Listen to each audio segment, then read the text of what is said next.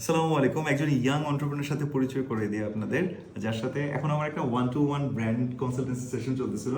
So this is হাফিজ। হাফিজ হাফিজ কি নিয়ে কাজ করতেছো? মশলা নিয়ে। হাফিজকে আমি বলতেছি যে তুমি এই ব্যবসা বা সেলস শিখছো কবে, মানে এটা কবে থেকে ঘটছে? এন্ড দ্য অ্যান্সার ইজ কত বছর বয়সে? এই তো 8-10 বছর বয়সে।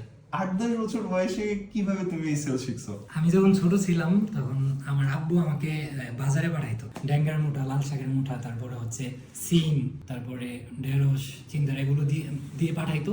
যখন পাঠাইতো তখন আমি আবার আব্বু বলতো যে এটা সেল করে আসলে আব্বু আবার তখন ছোট ছোট দিত। ধরেন 2 টাকা নিতাম আব্বুর থেকে, 5 টাকা নিতাম। কমিশন? হ্যাঁ হ্যাঁ, কমিশন না, মানে এমনিতেই দিত। সেল করে আসলে 5 টাকা দিত।